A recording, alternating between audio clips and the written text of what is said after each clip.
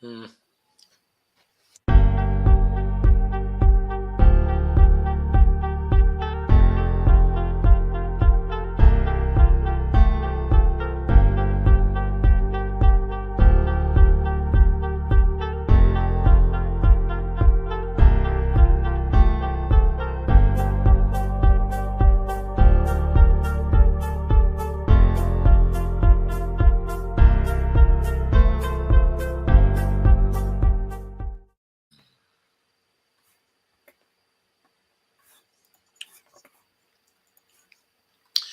Hello, everybody. This is Joe Firestone for Empowering Democracy and Dump the Corruption.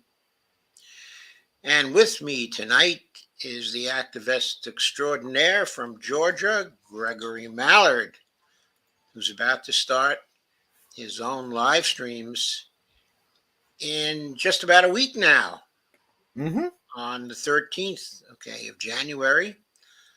And he's going to be doing Dump the Corruption live streams as well. And we already have, of course, around the world with Brandy and Dee doing some Dump the Corruption live streams. So we have now three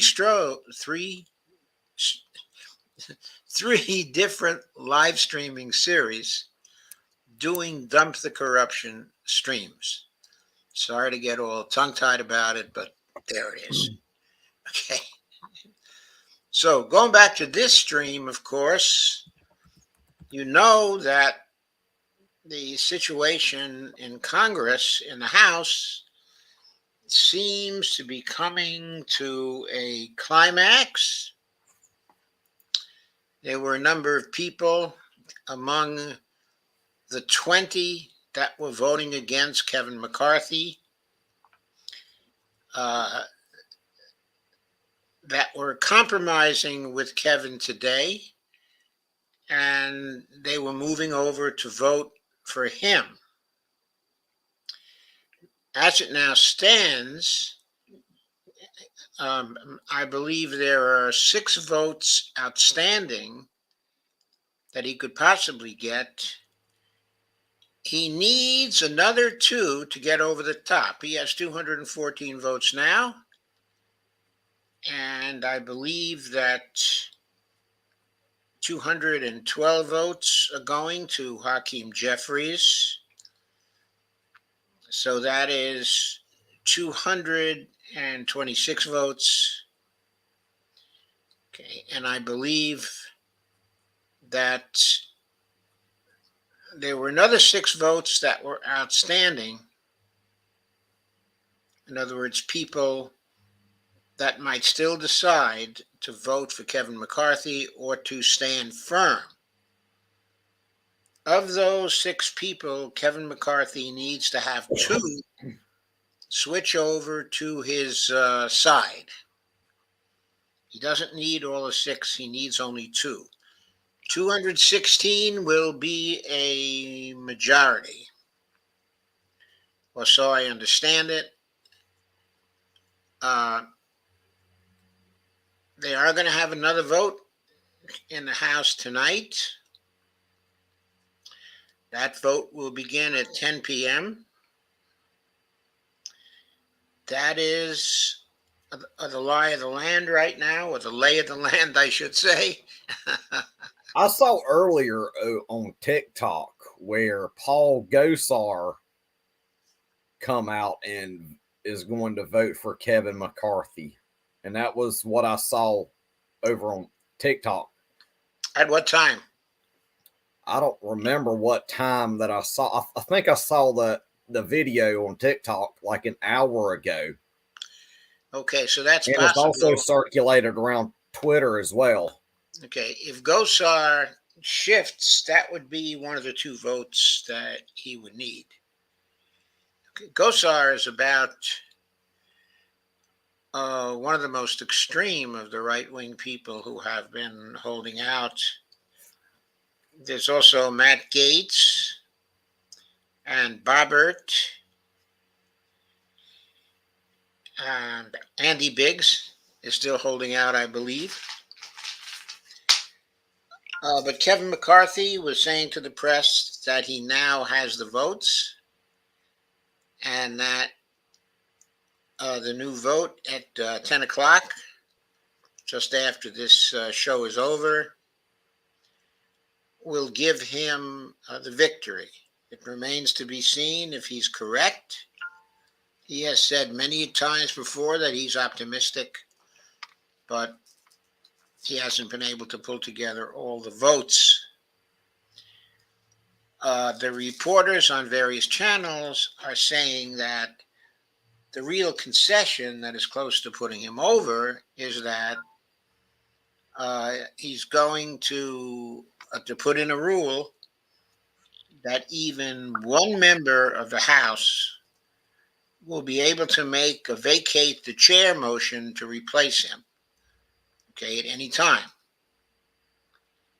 And this, of course, gives a feeling of comfort to his opponents because if he gets them angry enough, then even one of them can call for a vacate the chair motion. If he loses that motion, he would be gone as speaker, and there would have to be someone new. So that seems to be the compromise he's made, which is swinging people over. There are also other compromises in terms of appointments to committees and spots on the Rules Committee, which of course is very, very powerful, okay, in Congress. So some members of the Freedom Caucus will be joining the Rules Committee. This was a very popular compromise that he made. He's also promising them that there will be many more floor votes, okay, on many issues. That it's going to be possible for them to put short bills out there that are easy for people to understand, where an up or down vote will be something the Freedom Caucus can have. And of course, they can use those votes to embarrass the rest of the Republican Party and also the Democratic Party. So they're going to have a jolly old time doing that if all this goes through. But it remains to be seen whether the 2 votes out of 6 that he needs are going to cross over. We'll know that at 10 o'clock. We do not know it now, however. So we have some news. It's going to be a continuing part, okay, of this program. That we summarize the outreach efforts that are going on now for Dump the Corruption.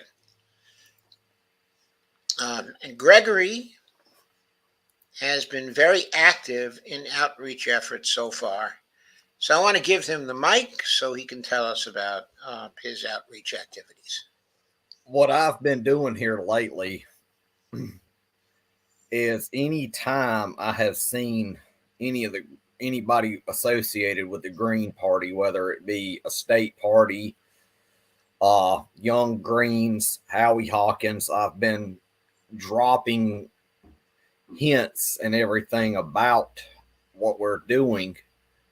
And so far, I've been getting a lot of good reception on it. I've even been going on Facebook, on a lot of Green Party pages doing this. I've even been going even as far as going on to MeWe, which I've been seeing a lot of positive reception on this. And I've been even with some folks on the right about Dump the Corruption that actually do agree that we do need to do something about this egregious amount of corporate money that is plaguing our political system. And they believe that it is past time to stop voting for these people and hold them accountable that take the vast amounts of corporate money in each elections. And I took a lot of the stuff that we have went over in our shows and all that, like showing them the receipts that I have, and they were like wanting proof that of all this corporate money.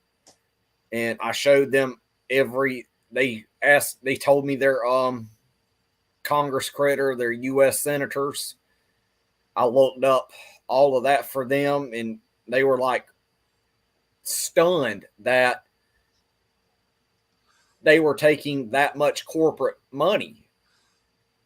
So I'm doing all I can right now on the forefront of social media, and along with local efforts in my own community.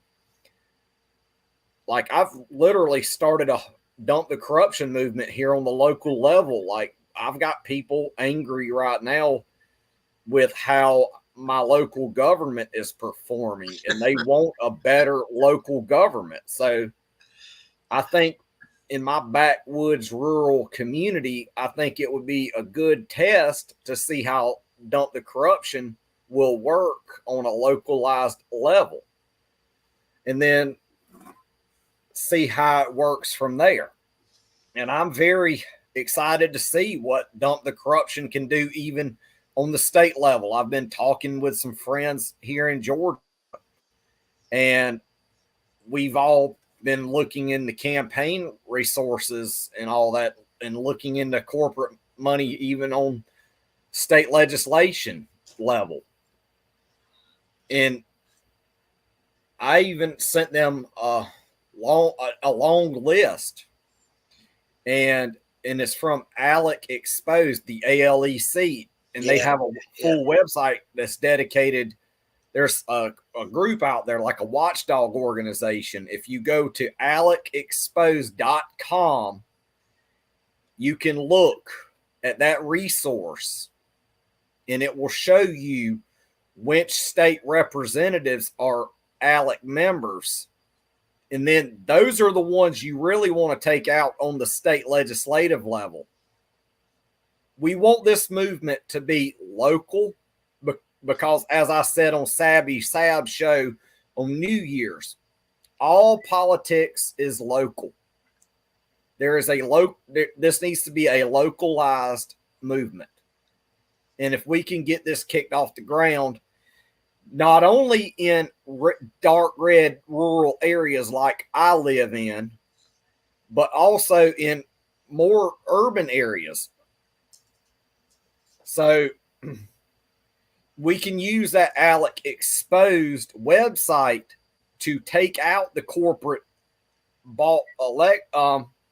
members of our state legislatures and elect people on the state level. Because whether you know it or not, your local and state governments impact you more than you think. Oh, yeah. They can impact you tremendously. For example, the state governments can pass single-payer bills at the state level. Mm-hmm. Not as comprehensive or as strong as a federal single-payer bill will be. A federal Medicare for all will be. But it will cover everyone in the state who wants to be covered. And I would love to take and start a movement here in Georgia, and this is what I've been discussing with some folks here. We want Georgia to become a ballot initiative state, because if you get Medicare for all on a ballot initiative on the state level, it will pass, because like a lot more people support single payer than we imagine. Yes, I know. And I would like to work with the Red Berets on this as well. Well, you certainly can. You're working with a Red Beret right now. Okay. I do want to ask you, though, specifically, do you think that you're being successful with the Green Party outreach right now? Oh, yeah. And and Cora Emanuel, who is another friend of ours. We've Yes. also been discussing strategy as well on what the Green Party needs to be doing in regards to elections. Have you been discussing strategy with Howie Hawkins? I'm going to here soon. I would like to get him on my show to have like a one-on-one conversation with Howie Hawkins on Green Party strategy and what the Green Party could be doing to get elected, even in states that the Green Party does not have ballot access. And in those states where the Greens don't have ballot access, I think they could run candidates as an independent candidate. And if successful, they can win an election that way and change the election laws in the state to benefit the Greens a lot more, along with third parties, and have a more democratic election system than what we have. When you talk to Howie, are you going to go along with Madeline Hoffman? Mm-hmm. I'd like to have a full Green Party panel. Okay. And even include folks with socialist alternative and possibly work with DSA members. That would be great. Like, I want to make this across the board where I work with DSA, the Green Party, and socialist alternative, along with independents. Because this Dump the Corruption movement, it goes far beyond party lines. It goes toward guaranteeing that we have a better quality of life with a federal job guarantee, Medicare for all, a national health service, total student loan debt elimination, total medical debt elimination, abolishing the minimum wage and instituting a new system that pays workers a living wage, which is adjusted on the cost of living in urban and rural areas. It would be adjusted on the cost of living where you're at. That's why I support a living wage law over a minimum wage law, which it keeps people in poverty. Yes, me too. Okay. It should be pointed out, though, that if you were to pass a federal living wage law connected to the job guarantee, Mm-hmm. that would actually determine the living wage across the country at the same time as it determines the minimum wage. Because if anybody were to pay a minimum wage that was below the living wage for the job guarantee, they wouldn't get any workers. Okay, because the workers could just go and work in the job guarantee program and get that federal living wage. So, in other words, the job guarantee program with the federal living wage would be a de facto minimum wage for the whole country. You wouldn't even need a separate living wage act. Or just have it all included within the federal job guarantee bill. Yeah. Yeah. Have an all-in-one package that works for everyone. Yes, that is the idea. And what I would like to see is Greens, whether they do get elected as an independent, then they can get in these state legislatures and change the election laws to reflect the will of the people rather than the will of the two-party system. Yes. That, of course, was the original idea behind initiatives, ballot initiatives, in the heyday of ballot initiatives in the what must have been the first 30 years of the 20th century or so.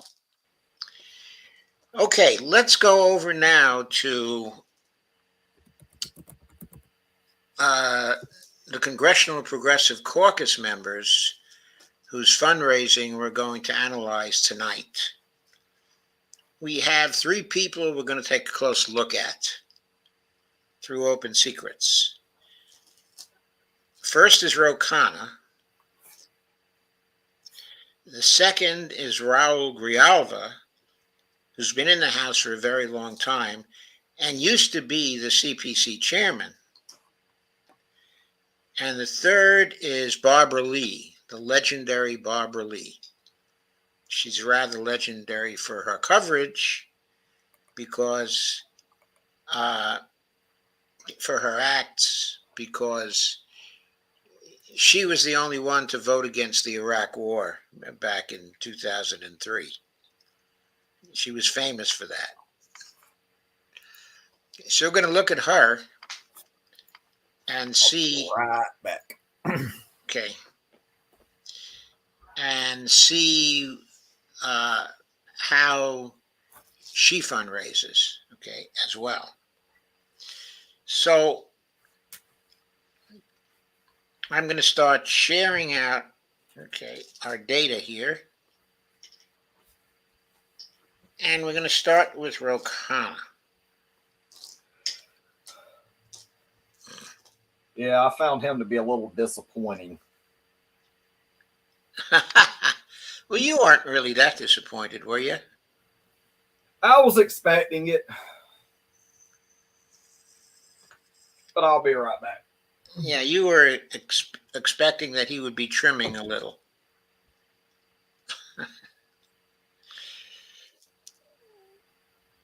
Okay, so you should be seeing Khanna's page on Open Secrets right now.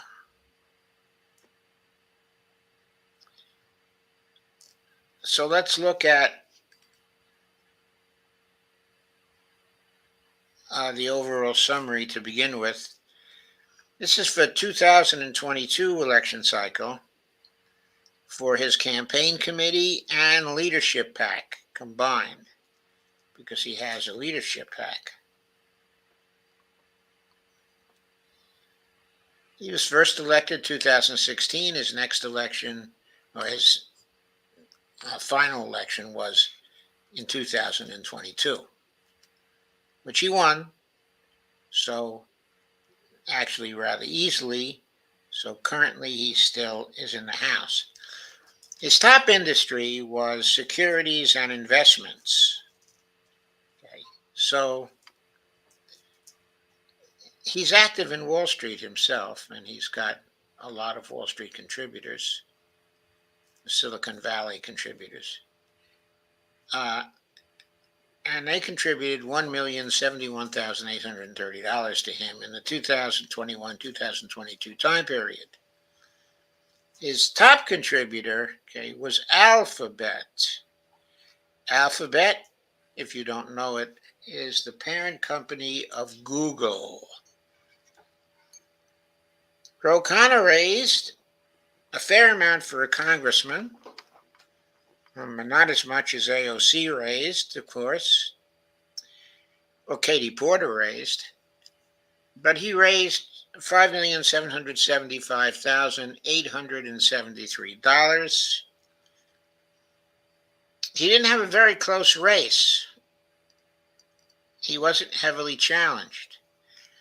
So he spent $2,639,035, and he ended with cash on hand of $5,397,966 going into the next cycle, which of course is the 2023 to 2024 cycle. He has some debts. I don't know why he doesn't just pay them off.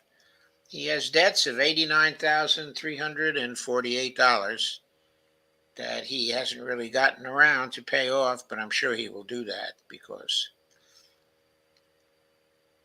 he has cash assets of $5,397,966.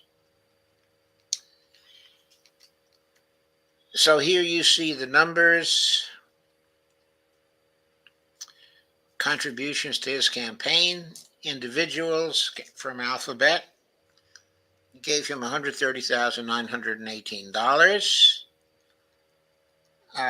Sonsini et al. Wilson Sonsini, okay, et al., which I take it is probably a law firm, contributed $42,400 to his campaign. There were no PACs involved in their transactions with him. Stanford University gave him $42,130.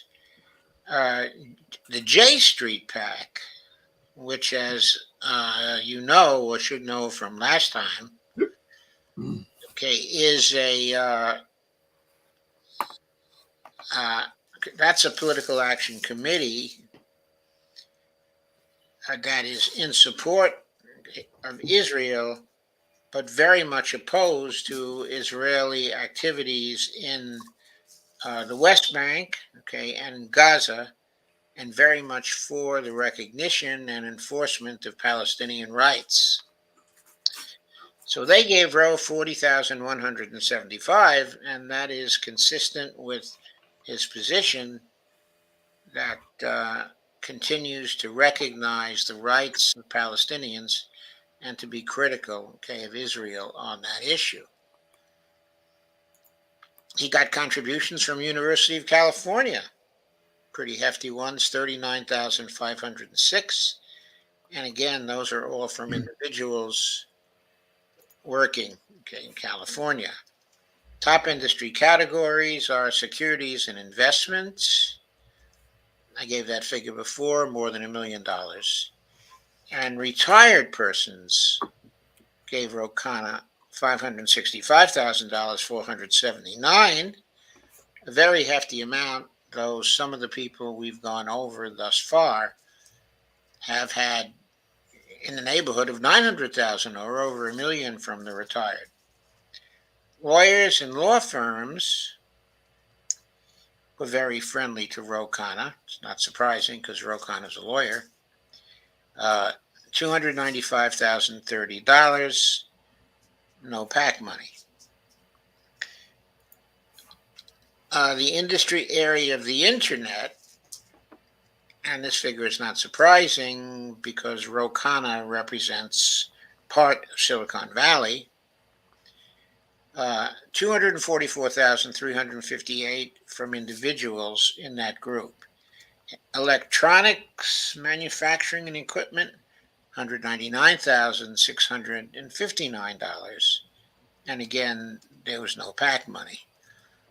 He raised more than the average congressperson. He has done that since I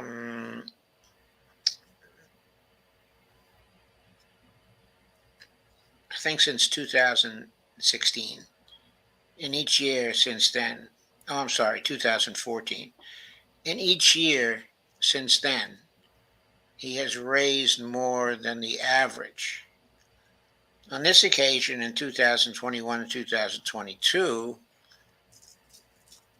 he raised close to double what the average congressperson raised.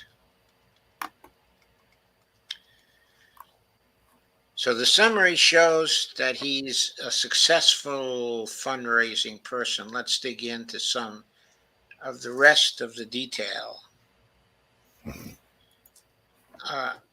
Also notice he's on various committees: Agricultural Committee, Armed Services Committee, Oversight and Government Reform Committee, which is, of course, a very key committee. Let's look at the industries area again for some data.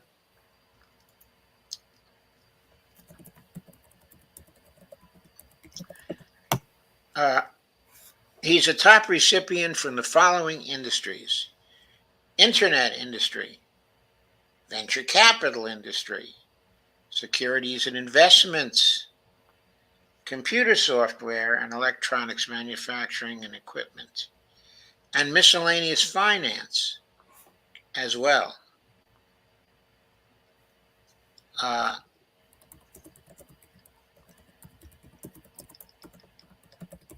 It gives a breakdown of the top 20 industries that contributed to him. In addition to the ones already mentioned, there's the education sector, the real estate sector, the business services sector, and miscellaneous finance, not clear what that represents, health professionals, all contributed heftily to Ro Khanna. Pharmaceuticals, health products, nonprofit institutions, human rights organizations, TV, movies, and music, printing and publishing, pro-Israel groups contributed 40,000 to him. Miscellaneous manufacturing and distributing, health services and HMOs, construction services, insurance, they all gave him considerable funds.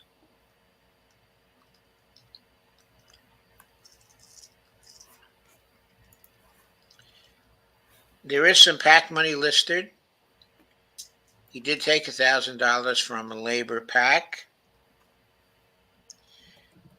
and $6,000 from an ideological / single issue PAC. Those were the PACs according to this category.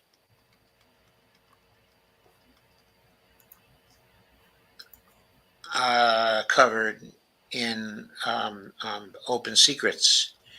When we go directly to PACs, though, and the data there, we see a little different picture. Not much different, though. The total Political Action Committee funding he took, according to Open Secrets, in 2021 and 2022 was $5,012. And the number of contributions to make up that total was only 25 contributions. Shouldn't say only. It's actually a good many contributors for a total of $5,000. He has claimed that he is PAC free. This shows that he's not entirely PAC free, but on the other hand, he's been taking small potatoes from many PACs, 25 contributors, basically. So he's pretty much doing what he says when it comes to PAC contributions. When we look at contributors,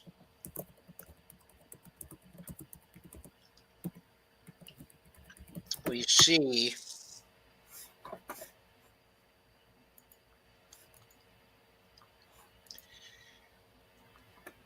they total, of course, 5,365,227.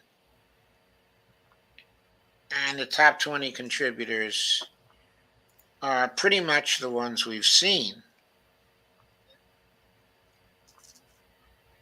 They've all given him a pretty hefty amount of money, but not so hefty so that you'd notice it. The 5,650,000 is distributed over many contributors in many different industries, actually. A lot of Silicon Valley places, or law firms, for example, Kleiner Perkins.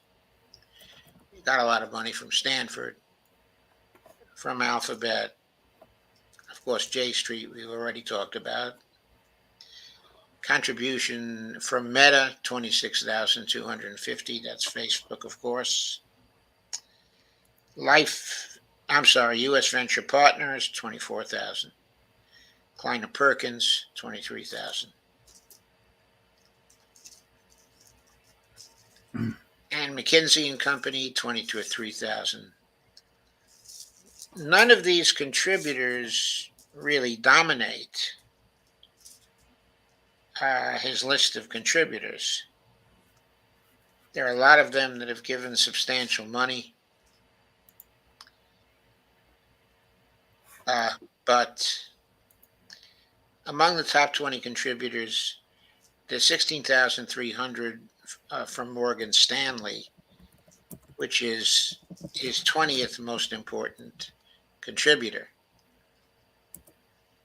His most important contributor, okay, is Alphabet, and that's only 131,058.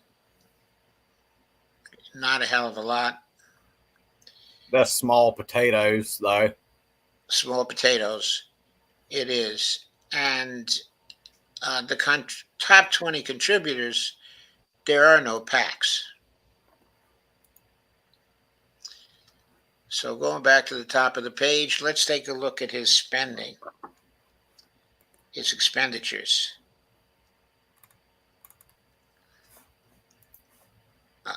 We have spent, of course, a lot on media, $897,605.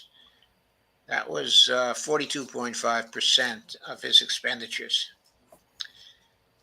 He spent $376,062 on salaries, pretty healthy amount, but not unusual for a congressperson who's running again. Administrative expenditures, $357,650. Strategy and research, $245,000. Direct fundraising efforts, $221,000. All other, $15,572. Total vendors / recipients. He has a place called Blue Deal LLC. He paid them 17 payments of $591,072. Here's Middle Seat Consulting here. That's the one that's basically aggregating contributions for Joe Biden. 267,730. As we've observed when we've been looking at people over the last three programs, everybody gets hit by Middle Seat Consulting to give money to Joe Biden's campaign. In Ro Khanna's case, it wasn't different. Thibault Cooper, which I think is another aggregator, as I recall, he had to give them $177,912. To automatic data processing, he gave $141,000. To the Democratic Congressional Campaign Committee, he had to hand over $125,000. NGP Van, which we've seen with a lot of these candidates, his contribution to them was $98,130. We understand that's for data that they supply. I just looked up what that Blue Deal was that you just mentioned a little bit ago. Probably a consulting company, right? It is, and they make custom campaign materials like decal stickers, apparel, and all kind of other stuff. Oh, it's pretty much like a custom. It's where they go and get everything, like yard signs and everything else. Yes, and merch, right? Merch. Yeah, merchandise and all that. So he gave money to First Bank Merchant Services, $87,000. He gave money to Tulchin Research, I'm sure for research, $78,000. The Capital Compliance Association, just about $70,000. He gave money to Setter Duva, who must be a consultant, $59,000. And to Melinda Aarons, $52,000. $43,000 to Act Blue. $42,000 to Fiserv Incorporated. I think that's another consulting firm. And United Airlines for flights, I guess, he paid $30,102. Care 2 Inc., $29,900. That Blue Deal website, they even have a Bernie Sanders dog toy. Okay. Heather Purcell, $21,000. So he didn't get hit so badly by some of the non-progressive candidates. In other words, the Democratic Party may have hit him up in a different way than how they were hitting up the members of the squad, as we saw last time. So that was a little different.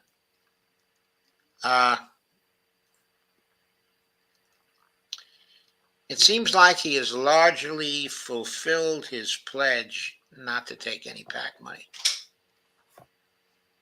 He has, on the other hand, a lot of large company heavy contributors.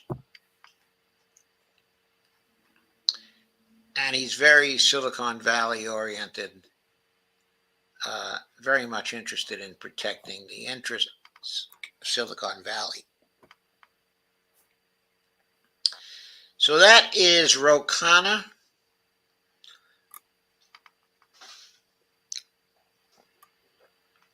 He certainly would fail our rule if we applied our litmus test to him. He would fail it. On the other hand, it's also true that his level of deception in getting his finances seems to be relatively low. It seems to be all out in the open here. He's supposed to believe in transparency, and he seems to be more transparent than some others of the candidates we have gone over thus far. So let's now shift over to Raul Grijalva.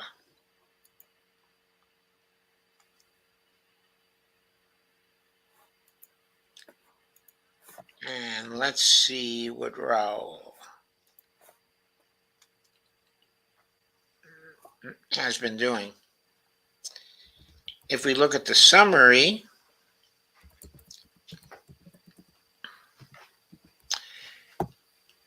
Raul's top contributors are in the casinos and gambling area because, in Arizona, I imagine the Indian reservations in Arizona are doing a lot of business in the casinos and gambling area, and Raul is getting contributions from them.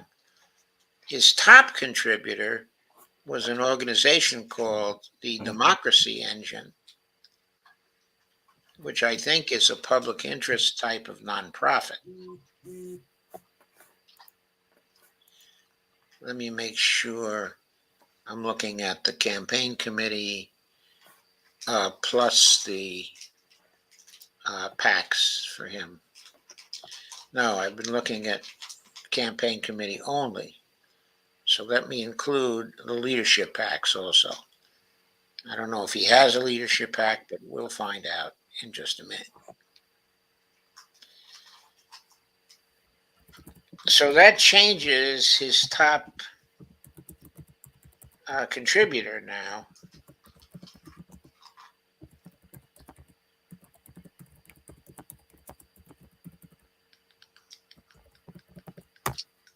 His top contributor by a small amount now is Poarch Band of Creek Indians, I guess. Casinos and gambling is still his top industry with $177,000.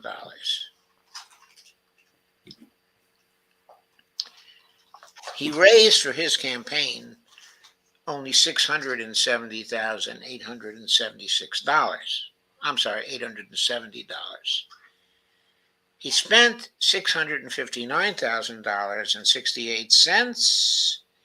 His cash on hand at the end of his campaign was $247, 247,000. I'm sorry, 130. In his area, he doesn't face much of a challenge.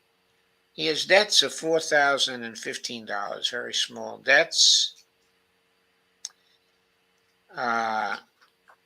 He doesn't seem to be heavily challenged in his district. People just accept that he's going to win, and he doesn't get much of a challenge from the Republican Party. So he doesn't raise much money, and he doesn't spend much money. He raises a little more than he spends. He has a small war chest going into 2023 of the $247,000. The way I'm looking at it is these candidates that they know are safe really don't have much to worry about, so they don't have to do much in regards to campaigning. Yeah, but some of them still raise a lot of money. Okay, for example, in AOC's case, she's always building a substantial war chest because she's afraid of getting challenged, okay, at any time. I'd like to see her get challenged by a Green Party candidate. I know.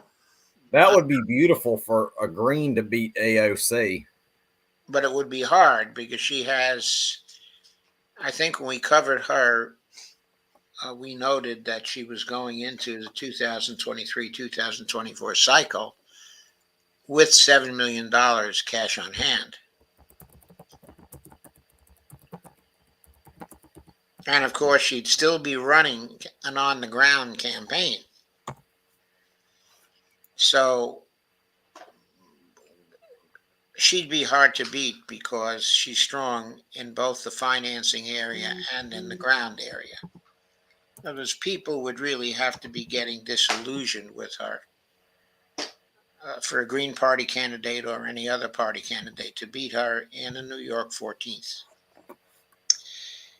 Okay, American Crystal Sugar is one of the top contributors to Grijalva. He got $10,000 from their PAC. And the American Federation of State, County, okay, and municipal employees also gave him $10,000 from their PAC. So the top industries were public sector unions. He got $39,000 from that PAC. Casinos and gambling, $177,000. He got only $24,852 from the retirement sector. Those were contributions gave individuals. That's nowhere near the money raised from retired people that we saw when we went over some of the other progressive records. They were raising hundreds of thousands of dollars, from retired people. He raises almost nothing from retired people, $24,852. From Democratic and liberal groups, he raised $23,000, $5,000 of which was from PACs. And from real estate interests, he raised a total of $15,120, $8,000 of it from PACs. One striking thing is if you look at the money he's raised compared to the average for all Congress people going back to 2002, he is always way under the average. You see here, okay, the yellow line, okay, is the average. For example, in the latest cycle, the average was 3.48 million, and he raised only 671K. So he's usually way below the average, which of course is reflective of the fact that he's well known in his area, is perceived as serving his area very well, and he never gets a challenger who's willing to spend a lot, okay, against him. So that's what we see there.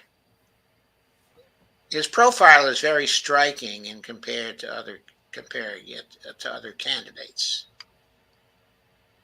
It's a profile of a secure person who doesn't spend a lot of money and who is bought by very few interests. I didn't include the leadership pack here, but I don't think that changes the picture very much. I love Open Secrets so much. Yeah, so do I. It's such a beautiful tool. It is a beautiful tool. By the way, even if when we add the leadership pack, he's raising the same amount of money, 670,870, spent 659,068. It just shows him again as Mr. Clean Gene. He just takes money from public sector unions. That's not a reprehensible thing to do. It would probably disqualify him according to the litmus test, because 39,000 is a fair amount. But seriously, from the financial point of view, he seems to be very, very clean. Look at the industries again.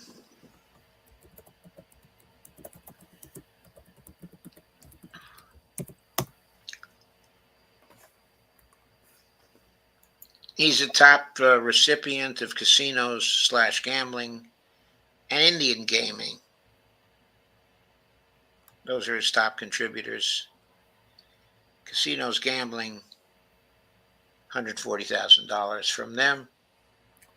Well, that money that they could get, like talking back to like the state funded Medicare for all, the money from that, from gambling, cannabis, taxation, could fund state Medicare for all. So Probably.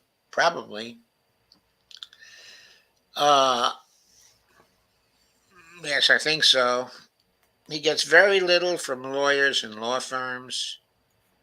Very little from real estate. Does get some PAC money from those interests. $8,000 from real estate. $9,000 from the lawyers.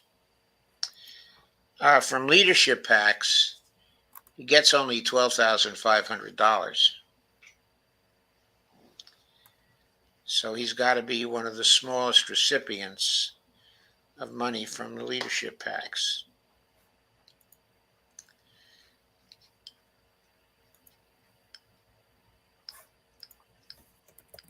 I'm going to move to the PAC category now, see if that gives us any further information. $155,034 total PAC money for 2021-2022. His numbers of contributors is 75 PACs. No, I should say number of contributions, not contributors. 75 PACs. So that 155,000 is spread out over a lot of PAC organizations. He doesn't really receive much from any one of them, like $4,000 contributions, 6,000, 2,000. Not much corruption here so as to distort his voting. He makes big gains from labor sector, 83,500.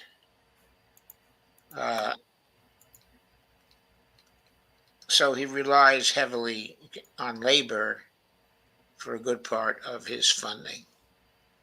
That's what the PACs show. Let us now look at his spending. And what do we have there? Administrative, 152,000. Fundraising, 142,000. Contributors, 38,237. Unclassifiable, 22,000. Campaign expenses, $9,885. All other expenditures, $1,831. Top vendors and recipients, Campaignology LLC gives him $74,000. He gets the data from NGP Van, $59,000. From Frioli and Associates, he gives them $57,081. Evans and Katz, those are probably consulting firms and law firms, okay, respectively. Then there's Perkins Cole. Gave him 27. He gave $27,368 to them. Yeah, Act Blue. I can't stand Act Blue. Yes, but he has the smallest contribution made to Act Blue that we've seen to anybody. It's only $7,691 that he has paid them. Verizon Wireless, $6,345. Again, very small amounts. Congressional Progressive Caucus PAC, his own PAC, he contributed $5,500 to that PAC, which is very small potatoes. $4,415 to American Airlines, and a company known as Osborne Maladon, $4,288. Contributed to Case for Congress, $4,100. Contributed to Chuy Garcia for Congress, $3,750. And McEakin for Congress, $3,750. McEakin was a Virginia congressman. I think he either recently retired or died, but he got $3,750. He was a relatively progressive congressman. Jesus Lugo got $3,500. The Democratic Party of Arizona, Raul gave $3,000. The Cube Smart Self-Storage, $2,800. Well, we're getting into very small numbers down here. $2,500 to Dory Lira. Who was that Mike Levin? Oh, he's a California congressman. Okay, Mike Levin, he's a pretty good congressman, pretty lefty. He gave him $2,750.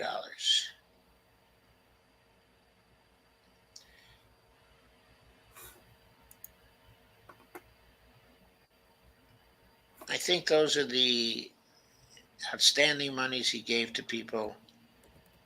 Even smaller contributions to Texans for John Lira, for example. Staten for Congress. Gave $1,000 to Lauren Underwood. $1,000 to Friends of Dan Kildee. These are very small contributions. Gave $1,000 to Nina Turner. Gave $1,000 to Andy Levin for Congress. Andy Levin was the guy who was beaten by AIPAC.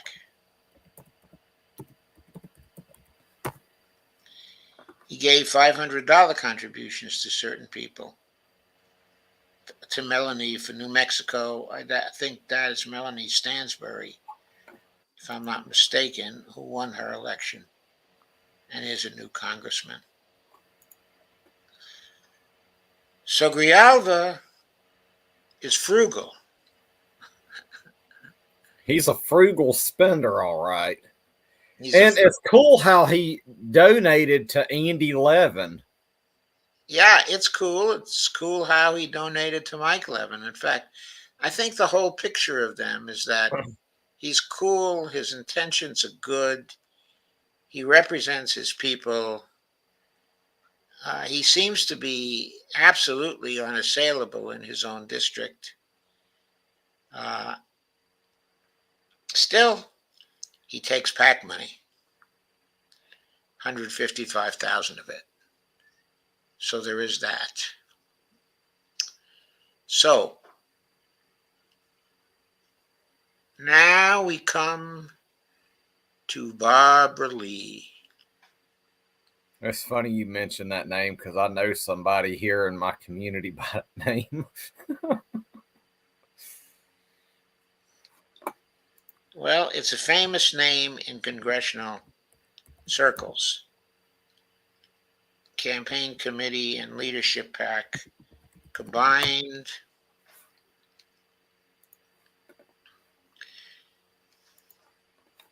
Our top industry was retired people, 267,985. A top contributor from industry was from University of California, 31,010. Wouldn't surprise me if the University of California at Berkeley was in her district. Not sure about that. Her district is right next to Nancy Pelosi's, though. Pegosi. To Nancy Pegosi, yes, sorry. Yeah. That's what I've So always called Nancy Pelosi ever since she instituted the Pago rule. I think I'm the one who started calling her Pegosi. I don't know. I thought it was Somebody did it because I started yes, calling her that once she started instituting all that. yeah. I think it was Steve Grumbine who first called her Pegosi, but I'm not sure. It might have been someone entirely different. So money raised. Okay, the leadership pack that contributes to her, I guess, is One Voice. Anyway, she raised altogether 2,362,562, which is under the average for a congressperson. She spent $2.57 million. Her cash on hand at the end of her campaign, her war chest, was one of the lowest we've ever seen, 60,315. She has no debts. That's a small war chest. It's a small war chest, yes. I guess people don't think that she's vulnerable, but she got 31,000 from University of California, from Kapoor Enterprises. If you recall, Mitch Kapoor was, okay, I think, the developer of the Lotus spreadsheet way back when. But he's still around, still doing some things. He gave $21,600 to Barbara Lee. J Street PAC was in there too. Mm-hmm. Uh, it gave a total of 20,183, 18,683 from individuals at J Street PAC. But as a PAC, it gave her $1,500. That was all. Okay. Excel Partners gave her 15,800, no PAC money, and Shell Mercer gave her 15,800, no PAC money. Her top industries were retired. Next was real estate. A real estate PAC gave her $10,000. Okay, and among lawyers, 95,000 came from individuals, 28,000 from law firm PAC. Health professionals, altogether from health professionals, she got 48,732 from health professionals themselves, 37,500 from health professional PACs. Securities and investment, $81,859, all from individuals. You can kind of compare that to the haul that Khanna had. His just dwarfs what she did in the securities and investment area. I guess he raised 8 times more than she did from that particular category. We see here that she has always raised less than the congressional average. Okay, you can see the yellow line is high above the blue bars. That signifies she's raising less than the average continuously. So let's quickly look at some of the other important categories. Look at the industries briefly, see if there's any more light shed on her practices from that. Top 20 industries: retired real estate, health professionals, public sector unions. From lawyers and law firms, she got $103,602. From real estate, she got $113,454. $10,000 from a real estate PAC. Public sector unions, she got $60,000, but not. And the $60,000 was all from a PAC. In other words, was all from the public sector unions. I'm looking at this, and you're gonna hate the last part. Just a fair little warning. Okay, I might hate it, but that's all right.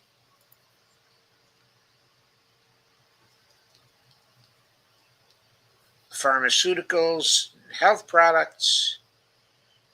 She got $30,275, and $19,500 of that was from a PAC.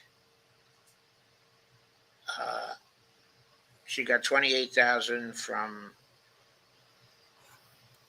the crop production and basic processing industry. That came from individuals in those industries. Health services, HMOs, $22,775 from individuals, $5,000 from PACs. Transportation unions, $27,500 from individuals, $27,000 from PACs. Pro-Israel, $26,073 altogether, $24,573 from individuals, $1,500 from PACs. That's the part I was telling you about. And it also sheds light on another part of our litmus test that I would like to add to our litmus test. If you are taking money from outside sources like other countries, then you're also disqualified from our support. And that's what I've been thinking about since I've been analyzing all of this stuff from a human rights standpoint, like with the Palestinians. Right. And that's what we've been discussing over at on around the world with Brandy and D over there on that channel. Yeah. Is Palestinian rights. So right. when it comes to I've been involved in a lot of those discussions. One thing to consider here, though, is technically when contributions are coming to, an individual from some interest, like, Mm-hmm. for example, in this case, let's see, what was it exactly called now? Pro-Israel. Okay, what is included in that? Because, for example, if it's J Street, uh, the J Street pack, that one is supportive of Palestinian rights. Uh, we don't always know what pro-Israel means here. If we had a way of distinguishing it, we could apply that, as a litmus test. The other problem we have is if there's a pro-Israel contribution, is that contribution coming from foreign money or from American money? I don't know, but Sometimes it's very hard to make the distinction. For example, let's take Sheldon Adelson, as a prime example. Sheldon Adelson is an American citizen. So technically, the money comes from a domestic source. But on the other hand, the money he's giving in part comes from casinos located all over the world. That's where most of his wealth comes from, casino businesses, all over the world, including casino businesses, I believe, in Israel. So it's hard for us to disentangle whether that's coming from foreign sources or not. Uh, we could put in a blanket rule in our litmus test mm-hmm. that uh, if we have a group such as APAC, NORPAC and DMFI. yes, DMFI, and so on, that are giving PAC money or super PAC money to someone, well, we don't even have to inquire whether the group, is pro-Israel, or is not pro-Israel. They're disqualified because of super PAC money and also because of excessive financing coming from PACs, because they're operating as PACs, and super PACs. So the question here would be, what is the pro-Israel category? What is that sector composed of? Mm-hmm. Are we talking APAC or DMFI or something like that? Certainly that violates the litmus test.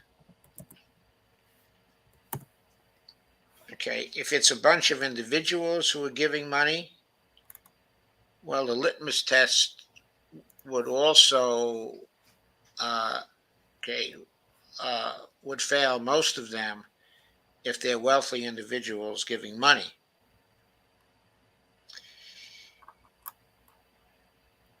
Anyway, what I'm saying, I guess, I think it may seem obvious, but it may be hard to formulate the rule to cover that category. On the other hand, most of the activity in that category is certainly covered by the wealthy individuals test, by the super PAC test, and by the PAC test. So the question is whether there is anything left over, and how would we formulate a criterion to add to the litmus test. So those are my thoughts on that subject at this point. But we should consider it and see if we can formulate uh, the kind of test we would like to have coherently Mm-hmm. added to the litmus test that we have now. Yeah, like I was saying before, we're always going to be adding to this, Yes. and that's what I've been expecting throughout all this. Like we're going to be always adding more to our litmus test of what we support in a candidate. We're always going to be going further into the litmus test and revising the litmus test. But we do have to be careful in the sense that uh, we want the litmus test to be purely aimed at the corruption thing, Mm-hmm. whether it occurs on the right wing or whether it occurs on the left wing. Or, okay, in other words, we don't want it to be a substantive test. We want it to be a test in terms of where the money is coming from. So we have to make sure our criteria are strictly focused on where the money is coming from, because we don't want to come over as a group that is formulating a litmus test to favor left wing people over right wing people, for example. That we're just looking to get the dirty money out of politics. Exactly.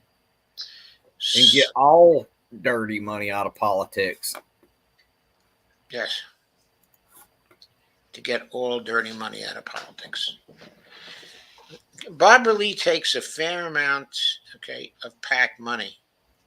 If you look at the right-hand column over there, uh, which is kind of interesting. So let's see if we can get a total on that by going to the PAC. Holy crap. And I'm looking right now on Open Secrets, and this is involving human rights with Palestine from the perspective of Palestinian rights. Yeah. Their the number one person that they have donated to this past election cycle, like these pro-Israeli groups, was Chantel Brown, and they donated Oh yeah, I know almost that. 1.1 million to her. Yeah, yeah, I know that. Okay, I'm not sure she was the number one person they donated to. Okay, it all depends on who you include. If you include the DMFI and APAC also, Along with NORPAC as well. NORPAC, and also Sam Bankman Fried's PACs, I think you get a lot more than 1 million for Chantel Brown if you do that. But maybe not. I might be wrong about that. Anyway, Barbara Lee takes total PAC money, or took total PAC money of 442,212 in 2021 to 2022. That is very substantial PAC money, and would certainly disqualify her according to the litmus test. Okay, so there it is. So I think that concludes our examination of another three candidates. I guess my own quick summary would be Barbara Lee and Ro Khanna certainly fail the test. Maybe Raul Grijalva, uh, he does take some PAC money, but it's small and it's inconsequential. Uh, he just doesn't seem to be dominated by special interests, okay, at all. So that's certainly something to look at, but I think if we applied the test strictly, because he does take some PAC money, that he would be excluded too. So that's my immediate conclusion on that. How do you feel about it?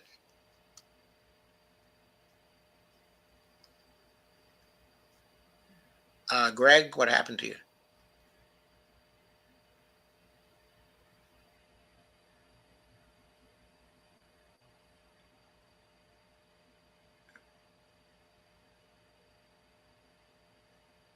Hey, Greg, are you still here? Well, Greg seems to have hopped off a bit.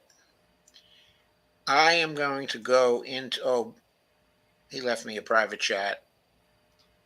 Uh, Category of Revolution Evolution on Facebook. Yeah, he said be right back. Okay, so I am going to then continue on to the comments to look at our comments.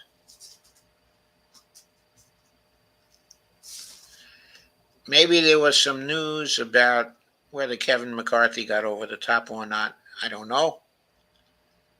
But I'm going to go through the comments from the start.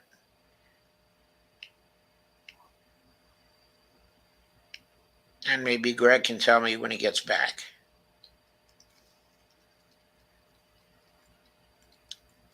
A lot of hellos going on. Steve Wolfbrand says going to try to stay up to see the speaker election. I think Fair and Balanced is trying to stream it live on his YouTube channel. Brandy Weaver says they need to drag it out as long as they can. Steve says on, sorry, 7 p.m. on the West Coast. There's Greg. He's back. Did you have any further comments on the three office holders that we were examining? Dump them. Dump them. Okay.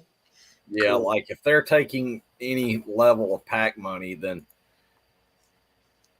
we need to run strong challengers against them. And back to what Brandy was saying earlier about AOC, they could,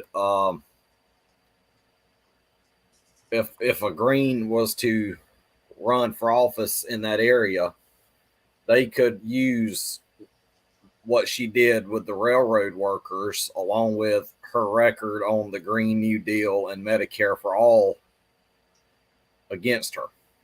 Sure. Steve Wolfbrand says, gotta hand it to the Republican rebels, more guts than the squad. Well, I think we've been seeing that all week, haven't we? Brandy says, not cheering for the Freedom Caucus, but we need upheaval. I agree we need upheaval, and we need some of the things the Freedom Caucus is trying to get accepted. We certainly need democratization of the House. And some of the things they're working for would bring democratization. Also, democratization, is going to make it much more probable that we get combinations on the left and the right to support certain bills that the establishment just doesn't want. And that may be very good for the Congress as a whole and for all of us. And one way to achieve that is by voting third party, like Green Party. Yep. To get Greens elected to Congress, so that way we can have real fighters in there fighting for things that is popular amongst the American public, like Medicare for all, a federal job guarantee. Yeah, and the Green New Deal. Total student loan debt elimination and total medical debt elimination. Yes, all very, very important. And Steve Wolfram comments that Gregory going to start a podcast. I can promote that. So looks like you're getting a volunteer to promote it. Come on over, Steve. I'd love to have you be part of my audience. Steve says we have a couple city council people that got elected without corporate money, 2 socialist women. You also got Kenneth Mejia, who didn't have any corporate money, right? Steve Wolfbrand says, hit the like button. Brandy Goose is running as independents. The Socialist Alternative Kashama's party, yes, I believe. It is. That's her party. But Uh, I'm not sure whether she's the head of the party or not, but it's the party she affiliates with, and certainly the most prominent person in that party. Brandy Weaver That's says, interesting. I'm on the Socialist Alternative website, and their closest chapters to me is in Raleigh, Durham, North Carolina, and Gainesville, Florida. well, that's interesting. Yeah, there's Brandy none in Weaver Georgia. says, connect with your local DSA. Don't waste time on national. Brandy says, but you can affect your local level faster, then work your way up. Brandy says, change your state election commission.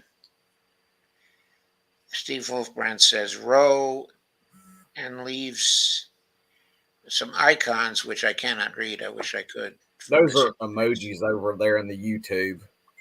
Oh, yeah, I know they're emojis, but I don't know which ones when I look at it from this interface. Brandy points out Roe's wife is very active in Wall Street. I know that. And Kay says, hi all. Steve says, hi Kay. Hi Steve. Hi Kay. Hi Kay. Hi D. Hi Brandy. And I'm actually wearing my red beret now. It's been chilly here. Isn't it wonderful to be able to wear a red beret when it's chilly? Yeah, I've been wearing mine very frequently here because it's chilly here now, too. We haven't had snow. No, we haven't had snow, surprisingly. Did you see Biden give out medals today? Very good, finally. He gave out medals to some very good people, but I didn't see it, but I know that he did. And Brandy says, I'm in bed with the kiddies already. Hopefully I can sleep tonight. Yes, I hope you can, Brandy. I had a little problem of my own sleeping last night. For some reason, I don't know why, but okay, I went to bed about 12:37, and I woke up at maybe 3 o'clock on the dot. Went in and out. 3:39, I got up. I didn't get to sleep again until 5:36.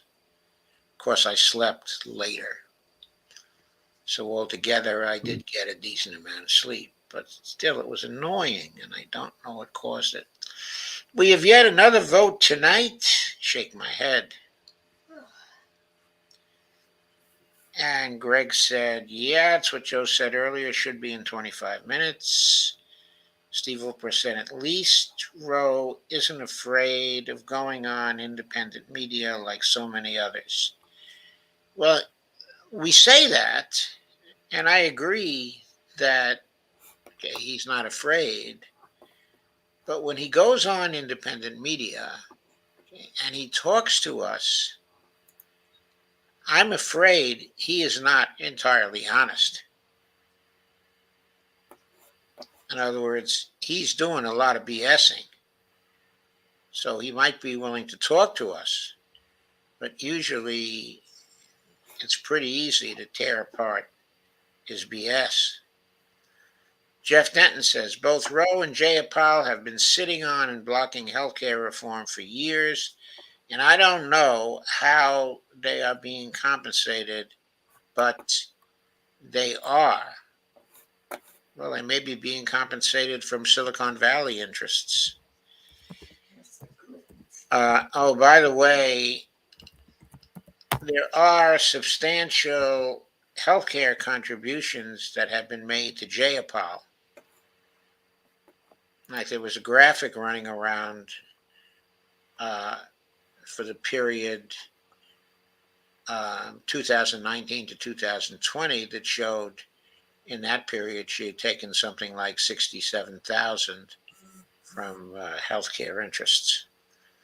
Brandy says Biden is blocking asylum servers from Haiti, Cuba, and Nicaragua, also capping those from Venezuela. Gee, what do all these countries have in common? Yeah, gee, what do all those countries have in common? Can't imagine what they all have in common.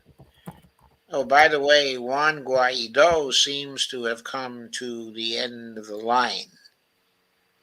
End of the line for him. no longer even a remote threat.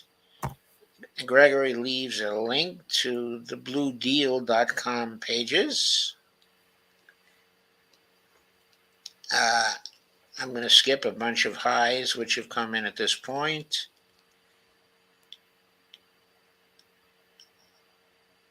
Brandy says she needs to be challenged by a green. Yeah.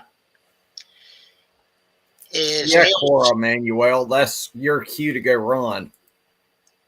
Is AOC's money all from small contributions? I think the truth is a lot of it is from small contributions, but we went over her funding in when was it? It was on Wednesday show. And no, it's not all in small contributions. She had raised also considerable money from PACs, okay, of various kinds. So no, it wasn't all from small contributions, as far as we could tell from Open Secrets. Brandy Weaver said she may have hurt herself in the railroad vote, and the Green can attack her record on the Green New Deal and Medicare for All. I agree, Brandy. They also need to attack her record on funding wars. Brandy says, thing you need to consider about casinos, you need to look at it as if it is tribal casinos versus corporate casinos. I agree. I think in Raul Grijalva's case, we are talking tribal casinos. We are not looking at contributions from Sheldon Adelson there in the Arizona case. Ghost, that's it. Did someone say cannabis? That's my cue. Ghost Ark, you're awesome. Yeah, it sure is. I If sure you're said on Facebook, look us up, Ghost Ark. Greg says, you have to bring it up. I have to fire it up, says Ghost Art. Hope you plan on sharing with everyone, says Greg. I need someone to come clean my bowl for me, says Brandy Weaver. Greg says vinegar works for that, Brandy. Vinegar? Steve says BRB going to check out the speaker election. So what did you find? Brandy says face screen smiling. Some vape don't fail me now. Brandy says yes, I just don't have the energy. Raisin is sticky. I will have to break out my one hitter tonight.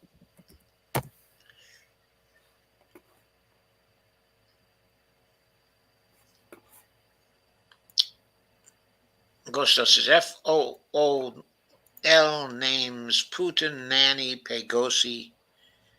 Face green smiling. Kay says, okay, I'm out of here for tonight. Love you all, and we love you, Kay. And Ghostart says, person turquoise waving. That seems to be an image. We love you too, Kay. Have a good night.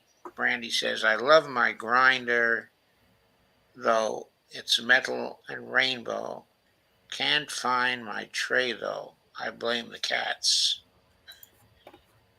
Robert Copeland says, I wonder how much money Barbara Lee got from the California Apartment Association. I don't know. She might have gotten a lot. Steve Wolfman says, just a bunch of stupid speeches in the House. Bernie says, that's why I said what I said about casinos. And when it comes to casinos, you can separate the casinos run by tribes versus billionaires, yes. Or billionaires, for that matter.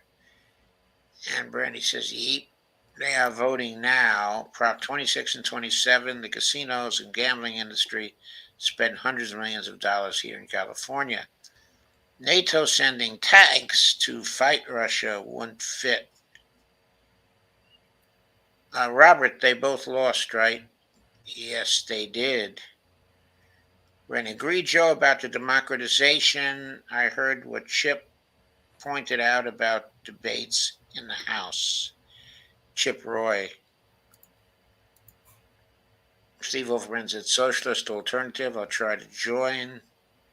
Brandy Weaver says he isn't entirely honest, Joe. You mean Chip Roy? Yeah, I know.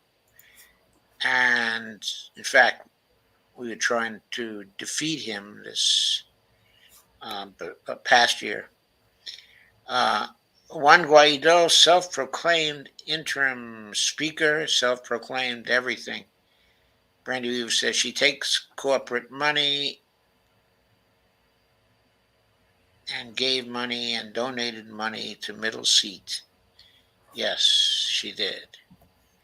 We went over that on Wednesday or on Thursday, I guess. It was Thursday. No, it was Wednesday. Sorry.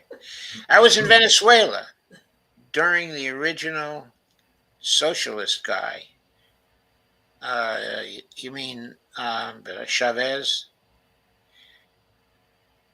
The government would show up to poor people's land and drop pallets of cinder blocks for free to build their homes with. They loved him. Yes, they did. Yeah, I heard a lot of good things about Hugo Chavez. Yes, and also Maduro does a lot of good things for people too. You shouldn't be scared off by the American propaganda, okay, about him. He's not exactly Chavez, but he's still continuing a lot of the changes that were instituted by Chavez. The thing what I think needs to happen in terms of foreign policy is we need to lift these sanctions on countries like Venezuela and Oh yeah. Cuba. Oh, Like that's we can work out tremendous and amazing good trade deals with Venezuela and Cuba yeah. and We have could. normalized relations with them. Like there's a lot of good things that Cuba is doing that we could import into the United States. Yeah, like vaccines. Yeah, like they have come up with a vaccine to treat lung cancer. Yes, and of course their COVID vaccines were very good too. High quality and very easy to produce. And much better than what Pfizer and Moderna was putting out from what I heard. Well, I don't know if the final determination on that is in, but yes, it may very well be the case. Like we could normalize some very good trade negotiations and bring and like right now we can be bringing a lot of manufacturing jobs out of places like China to places like Cuba and Venezuela, and it would be much cheaper in the freight involved because you're not transporting something from all across the world to our ports. It's like it would be like a whole lot cheaper. The goods would be much cheaper to consumers because you don't have that massive amount of freight tacked on by the shipping companies. Yeah, yes, I think that's all true, but I'd really like to see them relocate many of those jobs back to the United States.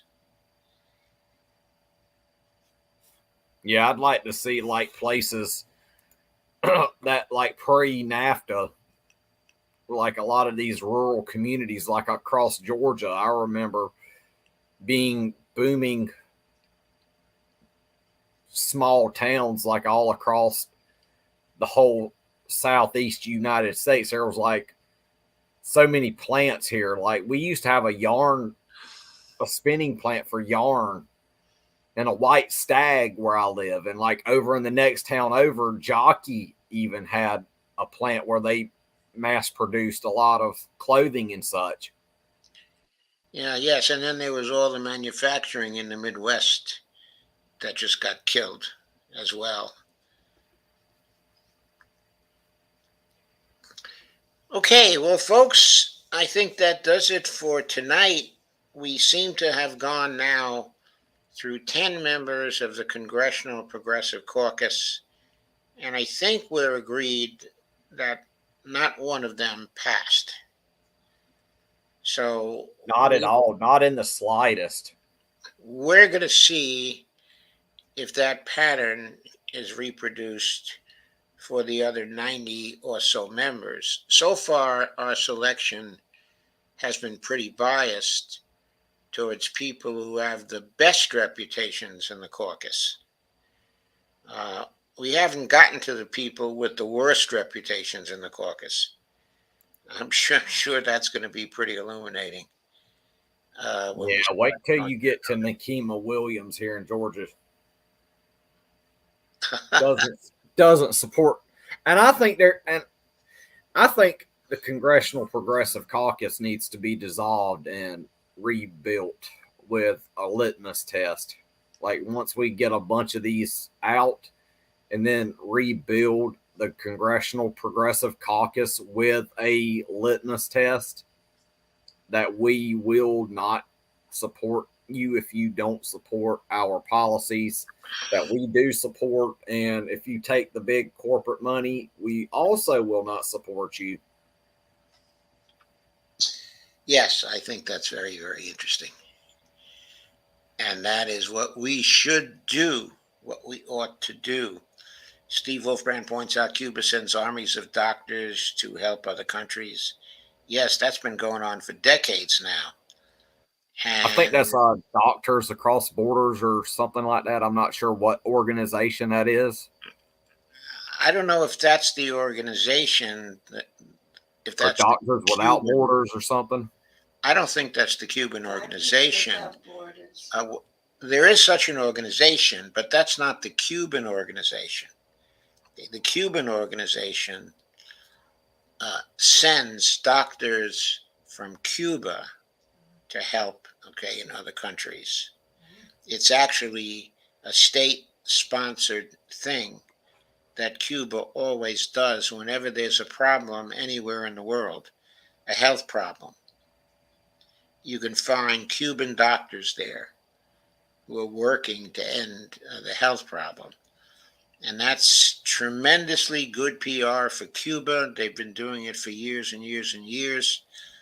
It's probably one of the reasons why they've been able to survive the immense pressure the U.S. has put on the regime over there, and why the regime has been able to survive in spite of that.